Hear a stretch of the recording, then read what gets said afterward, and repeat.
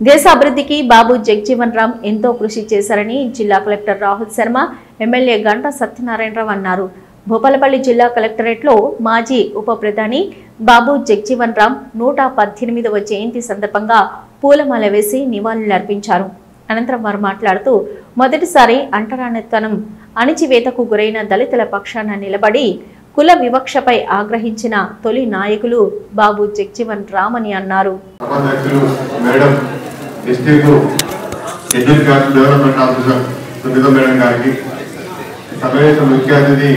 గౌరవ నియోజకవర్గ శాసనసభ్యులు ఎమ్మెల్యే గారికి, మరో ముఖ్య అతిథి జిల్లా ప్రథమ పౌరుడు సారు కలెక్టర్ గారికి, జిల్లా అధికారులకు, రాబోయే సంఘ నాయకులకు, అన్ని వర్గాల ప్రజలకు, ముందున్నటువంటి అధికారులకు, ముందుకున్నటువంటి అన్ని వర్గాల ప్రజలకు ఎంఆర్పీఎస్ జిల్లా పక్షాన ఉద్యమవందనాలు.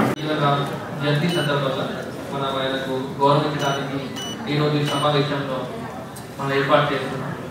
సో ఏప్రిల్ 5, 1908 బిహార్లో జన్మించి ఆయన ఒక ఫ్రీడమ్ ఫైటర్, ఒక సోషల్ రిఫార్మర్, ఒక travelling political figure who dedicated his entire life to service of మన భారతదేశానికి సర్వీస్ కి, అప్లిఫ్ట్మెంట్ ఆఫ్ ది అప్రెస్డ్ కోసం ఆయన మొత్తం జీవం ఆయన డెడికేట్ చేశారు.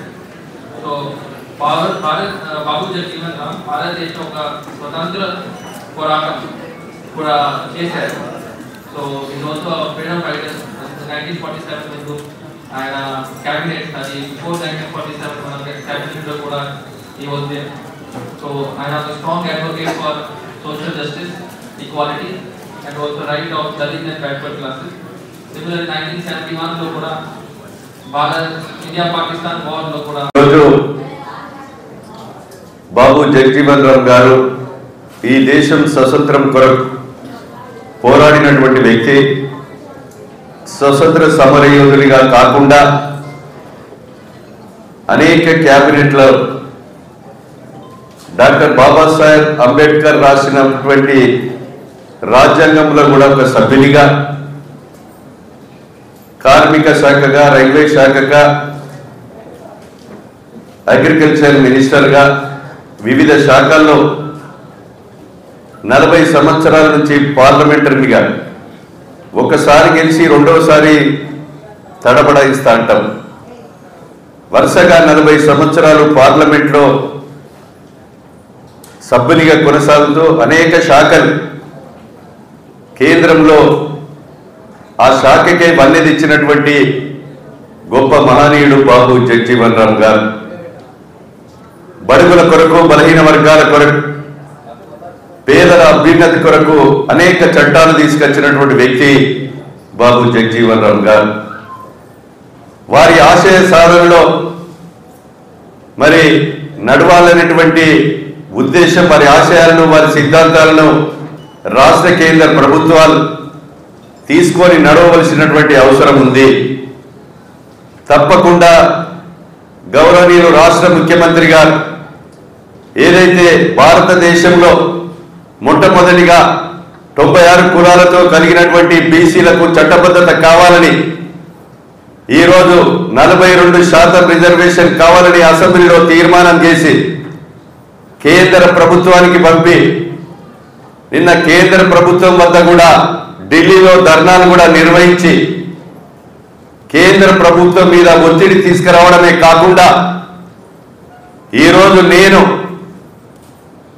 కాంగ్రెస్ పార్టీ పరంగా కేంద్రంలో మోడీ రిజర్వేషన్ బీసీలకు తేకపోతే రేపు జరగబోయేటువంటి లోకల్ బాడీ ఎన్నికల్లో 42% రిజర్వేషన్ ఇస్తా అని చెప్పినటువంటి ఏకైక ప్రభుత్వం అది రేవంత్ రెడ్డి గారి ప్రభుత్వం అని మీకు ఈ సందర్భంగా తెలియజేస్తున్నా.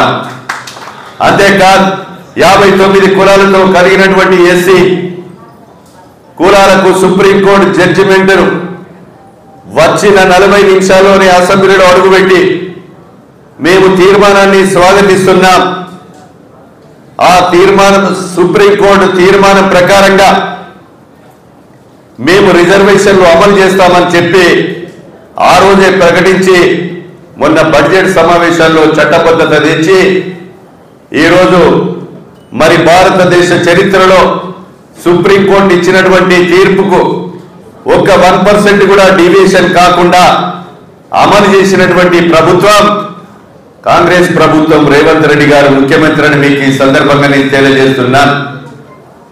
కనుక ఈరోజు బాబు జగజీవన్ రామ్ గారి ఆశయాలు కూడా పేదలు, బడుగులు, బలహీన వర్గాలు కూడా సమాంతరంగా ఈ సమాజంలో ఉండాలనేటువంటి ఒక ఉద్దేశం వారిదని మీకు ఈ సందర్భంగా తెలియజేస్తూ, తప్పకుండా బాబు జగజీవన్ రామ్ గారు ఈరోజు 1908లో ఏప్రిల్ 5న జన్మించి 1986 జూలై 6న వారి మృతి చెందారు.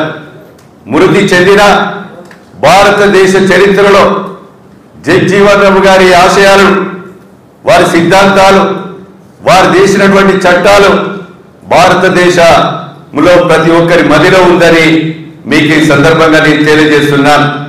తప్పకుండా జయశంకర్ జిల్లా కేంద్రంలో వచ్చే జయంతి నాటికి వారి యొక్క జగజీవన్